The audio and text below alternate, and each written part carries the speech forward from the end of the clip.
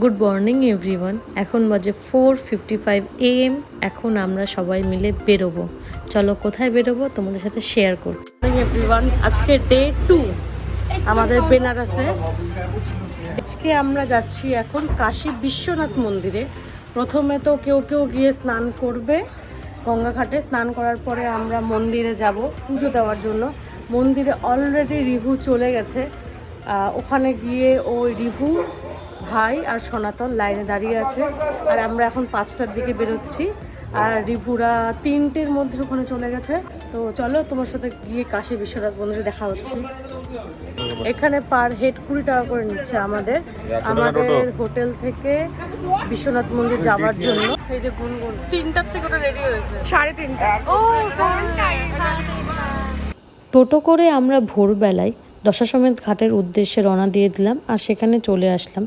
সেখান থেকে টোটোওয়ালা আমাদেরকে 20 টাকা করে নিয়েছিল আমাদের গৌরিয়া মোড় থেকে দশাশ্বমেধ ঘাট পর্যন্ত। ওখানে এসে আমাদেরকে পায়ে হেঁটে 200 মিটার যেতে হবে।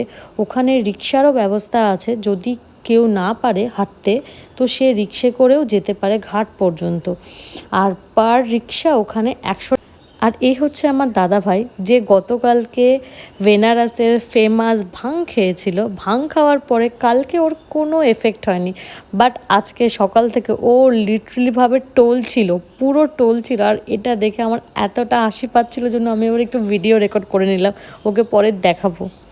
পৌঁছে গেলাম আমরা দশাশ্বমেধ ঘাটে। কত দর্শনার্থী ভোরবেলা এসেছে স্নান করে বাবার দর্শন করবে জন্য।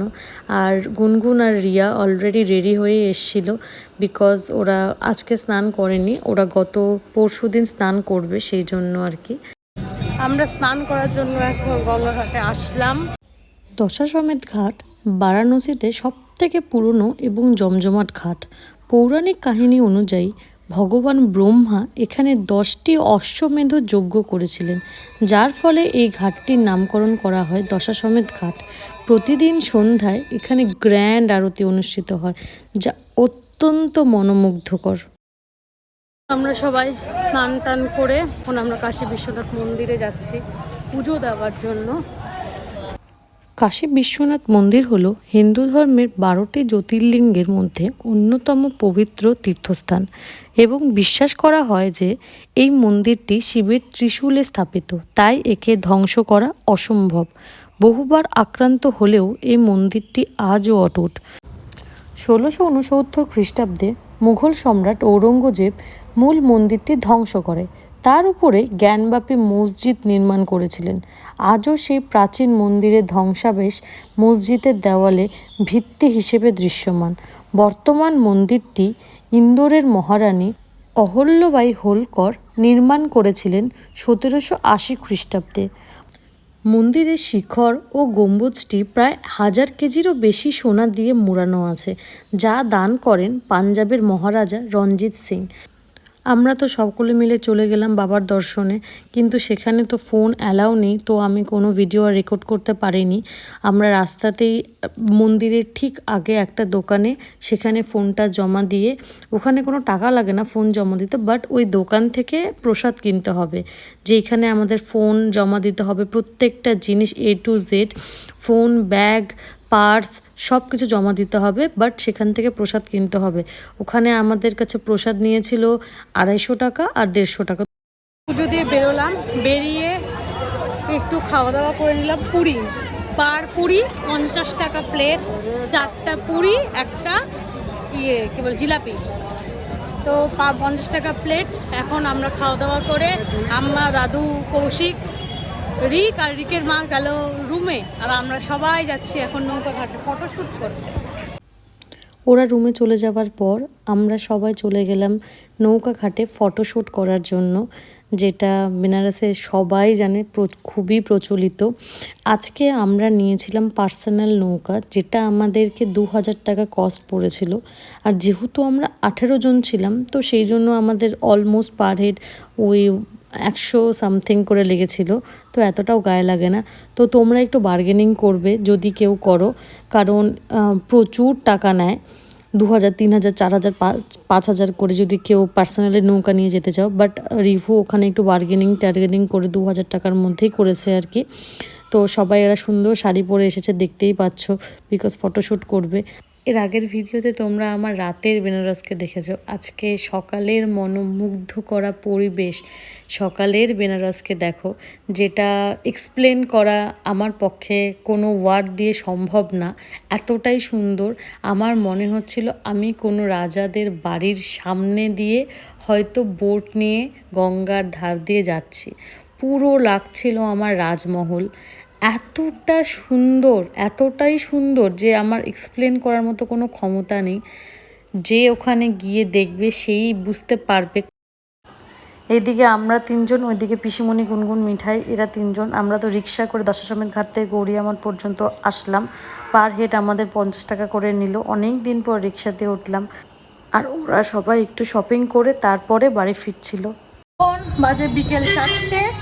এখন আমরা সবাই মিলে চলে যাচ্ছি কবির মঠ দেখতে, সবাই মিলে। তো তোমাদের সাথে কবির মঠে গিয়ে দেখা হবে। এখন দেখা যাক। Stay tune. কত টাকা করে? Per head 50। ও 50। আমরা যেইখানে ছিলাম সেই জায়গা থেকে প্রত্যেকটা ঘাট প্লাস প্রত্যেকটা জায়গার ডিস্টেন্স খুবই কম ছিল। আর আমরা এই টোটোতে উঠছিলাম, এই গিয়ে নেমে পড়ছিলাম, তো খুব কম ডিস্টেন্স ছিল। তো তোমরা যদি কেউ যাও, চেষ্টা করবা মিডিলে থাকার, যেখান থেকে চারিদিকেই খুব সহজে খুবই তাড়াতাড়ি চলে যাওয়া যায়, আর যেখানে অ্যাভেলেবেল টোটো অটো সবসময় সব কিছু পাওয়া যায়। আমরা তো 20 মিনিট ম্যাক্সিমাম লাগলো কবির মঠে পৌঁছাতে। আমরা অলরেডি কবির মঠে চলে এসেছি সবাই মিলে, যেখানে রিভু অলরেডি তোমাদেরকে বললো 50 টাকা করে আমাদের পার হেড লেগেছে। আমরা তো সকলের সামনের দিকে এগিয়ে গেলাম। কেউ যদি বেনারসে আসো আর কারো হাতে যদি সময় থাকে তো অবশ্যই এই কবির মঠে এসো। কবির মঠটা খুবই শান্ত, খুব খুব পিস একটা জায়গা। পুরো দেওয়ালটা জুড়ে গোটা গলি, এখান থেকে শুরু করে শেষ পর্যন্ত পুরোটা পেইন্টিংয়ে ভর্তি। আর পেইন্টিংগুলো এতটা সুন্দর, এতটা নিখুঁত। এটা সেই আগেকার দিনে মাটির দালান, খুবই সুন্দর লাগলো দেখতে। কত সুন্দর রিনোভেট করে রেখেছে। আর দেওয়ালের মধ্যে এত সুন্দর কারুকার্য, প্রত্যেকটা নিখুঁত কারুকার্য। এবার যদিও আমি এতটা ভালো করে হিন্দি পড়তে পারি না, তবুও কিছু কিছু ওয়ার্ড পড়েছিলাম। আমি মাকেও বলেছিলাম একটু পড়ে দিতে, কৌশিককেও বলেছিলাম, রিয়া, এরা সবাই খুব ভালো হিন্দি পড়তে পারে। তো ওরা পড়ছিল, আমি শুনছিলাম। তারপরেই আরেকটু সামনে এগিয়ে গিয়ে হাতের বাঁ দিক দিয়ে ঢুকে যেতে হবে। হাতের বাঁ দিকে ঢুকে গেলেই চলে আসবে কবির মঠ। কবির চৌরি মঠ 1500 শতাব্দীর মহান সাধক ও কবি কবিরের স্মৃতি বিজড়িত একটি পবিত্র স্থান। এটি তার কর্মস্থল ও আধ্যাত্মিক সাধনার কেন্দ্র হিসেবে পরিচিত হয়েছে। এটি হিন্দু মুসলিম উভয় সম্প্রদায়ের মানুষ মিলন স্কুল হিসেবে গণ্য করা হয়। এখানে সকল মানুষ, হিন্দু মুসলিম সকলের নির্বিশেষে আসে দর্শন করার জন্য। তো প্রথমেই তো গিয়েই আমি পুরো দেওয়ালটা এতটা সুন্দর নিখুঁতভাবে সব কিছু আঁকানো, তো ওগুলোই দেখে নিচ্ছিলাম।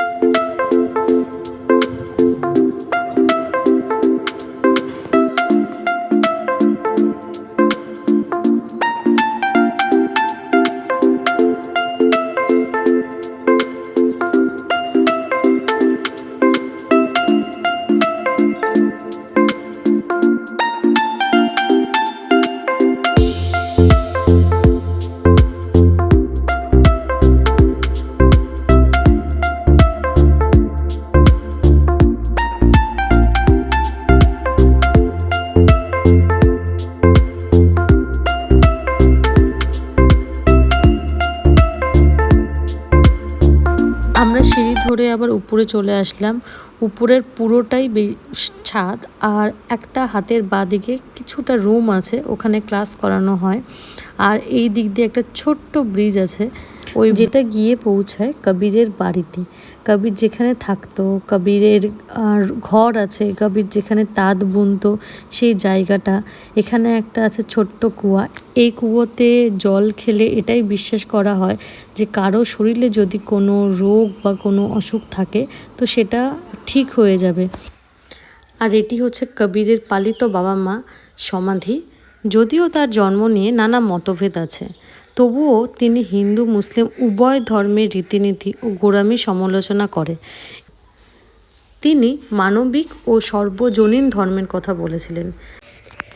এটাই মান্য করা হয় কবির হিন্দু পরিবারে জন্মগ্রহণ করেছিলেন, কিন্তু তিনি বড় হয়ে ওঠেন একটি মুসলিম পরিবারে। পুরো জায়গাটা এখনও ঠিক ওইভাবেই আছে, হয়তো কিছু রিনোভেট করে রেখেছে। মানবিক ও সর্বজনীন ধর্মের কথা সকল মানুষের কাছে পৌঁছে দেয়, সেটা এখানে খুব ভালোভাবে দেওয়া আছে। এটি কবিরের শয়নকক্ষ, সুন্দর গ্লাস, খড়ম, কলসি, বিছানা সব কিছু সুন্দর করে সাজানো আছে। কবির এখানে তাঁত বুনতো। চলে আসি কবির মাঠ থেকে কাল ভৈরব মন্দিরে। কাল ভৈরব মন্দির এদিকে চলে আসি। যেখানে না আসলে ভৈরব মন্দির যেখানে না আসলে বেনারসে আসা অসম্পূর্ণ। তো আমরা কাল ভৈরব মন্দিরে এসেছি। এর মঠ থেকে কাল ভৈরব মন্দির হচ্ছে অ্যারাউন্ড 1.2 কিলোমিটার, হেঁটেই চলে আসা যাবে, যেটা আমরা হেঁটেই আসলাম। তো তোমরা সবাই হেঁটেই আসতে পারবা, ম্যাপ দেখে চলে আসবা, একদম সোজা রাস্তা, রাস্তার ধারে কোনো ব্যাপার না।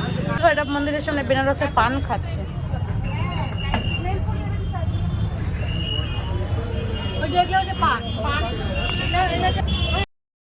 বেনারসি পান অনেক শুনেছিলাম। আজকে পিসুমনিও ট্রাই করলো, আমিও ট্রাই করলাম। হ্যাঁ, একবারে মুখে ঢোকানো যাচ্ছে না, বাট আহামরিও কিছু টেস্ট আমার লাগলো না, কিন্তু আমি জানি না, হয়তো অনেক ভালো দোকান আছে। তো আমরা কাল ভৈরব মন্দিরের সামনে একটা দোকান ছিল, সেখান থেকেই খেলাম।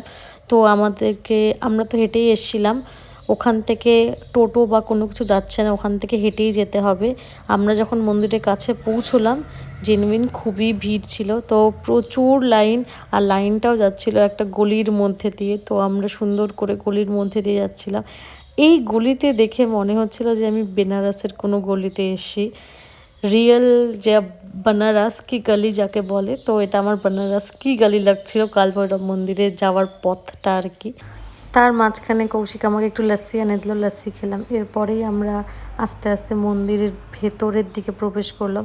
মন্দিরের ভেতর ঢুকে আমি না একটু ভিডিও করছিলাম, তো তারপরে হঠাৎ করে পেছন থেকে একটা গাট্টা পড়লো আমার মাথায়। তখন দেখি উনি আমাকে বলছেন যে প্লিজ ভিডিওটা বন্ধ করো। তো আমি তো ওখানে কোনো ইনস্ট্রাকশন দেখলাম না ভিডিও করবে না, হয়তো ছিল, আমি খেয়াল করিনি। তো সঙ্গে সঙ্গে ভিডিওটা বন্ধ করে দিয়েছি। ওইটুকুই ক্লিপ ছিল আমার কাছে, তো ওইটুকু শেয়ার করলাম। এরপরেই বেরিয়ে আমরা আবার গলির ভেতর দিয়ে বাইরে বেরোতে হবে, সেটাও খুব সুন্দর ছিল। বেনারসে প্রত্যেকটা গলির মধ্যে মনে হয় একটা করে মন্দির। ভৈরব মন্দির থেকে বেরিয়ে এখন আমরা যাচ্ছি নমো ঘাটের জন্য।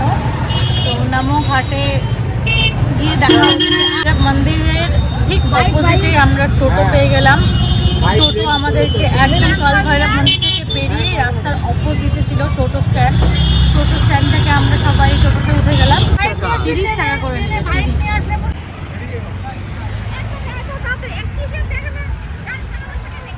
সবাই এখানে ফুচকা খাচ্ছে, পানিপুরি, নট ফুচকা, পানিপুরি, সেই পানিপুরি। পানিপুরি। আমরা এখন সবাই চলে এসেছি নমো ঘাটে। তো আমাদের নামিয়ে দিল শিব ঠাকুরের ওই যে ওটা আছে, আমরা যাচ্ছি ওখানে এখন। চলো, হ্যাঁ হ্যাঁ, ওটা কৌশিকদা করলো, ওটা আছে। সুন্দর ঢালু রাস্তা, রাস্তার কোনো চিন্তা নাই। করো করো করো করো করো করো করো, ধাক্কা মারবো। বাহ, নামঘাটের রাস্তাটা যাওয়ার পথটা এতটা সুন্দর, প্রত্যেকটা হাতের দু সাইডেই প্রচুর ক্যাফে, প্রচুর দোকান, প্রচুর সাজানো গোছানো, পুরোটা লাইটিংময়, প্রচুর লাইট। তো ওখানে কেউ যদি চাও কোনো কিছু খেতে পারো। আর পিসিমণির এখানে মুডটা একটু অফ হয়ে গেছিলো, বিকজ আমরা ওখানে দাঁড়িয়ে ফুচকা খেলাম, ওখানে খেতে অনেকটাই দেরি হয়ে গেছিলো। তো পিসিমণি সেই জন্য, আর পিসিমণিরা এখানে এসে দাঁড়িয়েছিল গরমের মধ্যে আর কি, সেই জন্য। তো আমি একটু পিসিমণিকে খোঁচা টোচা মেরে তারপরে আবার পিসিমণির সামনে এগিয়ে গেল, আমি পিছনে পিছনে ভিডিও করতে করতে গেলাম। তো গিয়ে যখন ফাইনালি নামঘাটে পৌঁছালাম, উফ, নামঘাটটা যে এতটা সাজানো গোছানো জিনিস সবই নাই, সময়ই সুন্দর লাগে দেখতে।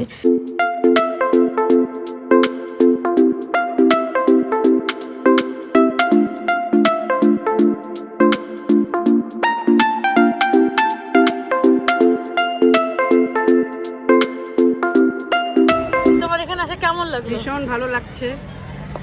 গঙ্গার সন্ধ্যা আরতি, গঙ্গার বোটিং ভীষণ ভালো লাগছে, খুব আনন্দ উপভোগ করছি। চলো, নমো ঘাটে চলে এসেছি।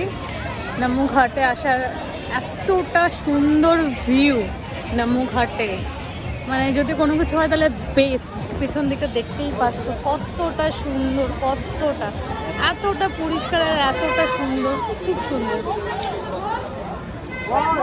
ওখানে ট্রেনে বসবো আর বাচ্চা চলো। আমরা সবাই ট্রেনে বসেছিলাম, পার হেড আমাদের 100 টাকা করে নিয়েছিল ট্রেনে। পুরো ওই সময়টা মনে হয় বাচ্চা হয়ে গেছিলাম, খুব ভালো লাগছিল রাইডটা করতে। আর মনে হচ্ছিল একটুতেই শেষ হয়ে গেল, শুধু কৌশিক আর সনাতন বাদ দিয়ে বাকি আমরা সবাই বসেছি, দেখতেই পাচ্ছ।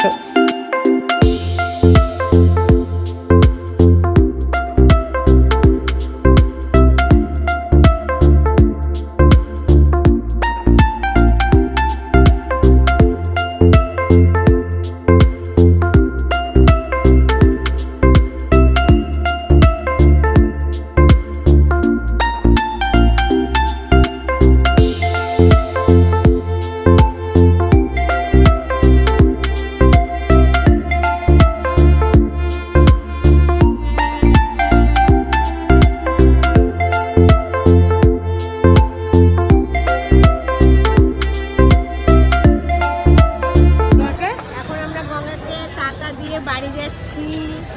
কেমন লাগলো তোমার নামুঘাট? আমার হ্যাঁ, খুব সুন্দর লেগেছে নমঘাট। সবগুলো ঘাটের মধ্যে কোন ঘাটটা বেশি পছন্দ করলো? নমঘাট। নামুঘাটটা, কারণ পরিষ্কার পরিচ্ছন্ন বেশি। এখনো তো আমরা ঘাটে যাইনি। না, আমি অনেক ঘাটে যাইনি। হ্যাঁ, এখন আমাদের অনেক ঘাট বাকি আছে। মা তোমার কেমন লাগলো? প্রচণ্ড ভালো লেগেছে। ঘুরতে ঘুরতে আমরা প্রচণ্ড টায়ার্ড হয়ে গেছি। আমরা খুব ব্যথা। আমরা সম্পূর্ণ পরিক্রমা করতে পারলাম না, এতে আমরা দুঃখিত। না, কালকেও আছে। হ্যাঁ, কালকেও আছে আমাদের আজকে দ্বিতীয় দিন। কালকে আমাদের তৃতীয় দিন, তারপরে আবার চলে যেতে হবে। এই সুন্দর শহর ছেড়ে আবার যদি বেঁচে থাকি তাহলে আবার কোনোদিন হয়তো আসবো। আশিগো ধানছেদ ঘিরে ঘিরে হেই বেনারসে। Tata bye bye. আমার স্বপ্নের শহর বেনারস। Tata bye by. আমি আগে সবাই আসুন, বেনারসে ঘুরুন, আনন্দ উপভোগ করুন, দেখে সবাইকে আনন্দ করার সুযোগ করে দিন। নমস্কার। নমস্কার। রাধে রাধে। রাধে রাধে। বেনারস নমস্কার। ছিল আমার স্বপ্নের শহর ছিল। ছোটবেলায় আমি ভাবতাম বেনারসটা মনে হয় কি একটা স্বপ্নের শহর। পান খেয়েছি আমরা সবাই মিলে। সুন্দর একটা কত সুন্দর বিষয়, কত গল্প জানে বুঝলি, যখন মোবাইল সামনে করবে। নামুঘাট থেকে বেরিয়ে হাতের বাঁদিকে ছিল আমাদের টোটো স্ট্যান্ড, সেখান থেকে আমরা টোটো নিয়ে নিলাম। টোটো আমাদেরকে 200 টাকা করে নিয়েছে গৌরিয়া মঠে যাওয়ার জন্য। তো এইভাবেই তো আমাদের সেকেন্ড দিন বেনারসে কাটলো। তো চলো, তোমাদের সাথে দেখা হবে থার্ড দিনে, থার্ড একটা ভ্লগে। সো বাই বাই সবাইকে, স্টে টিউন।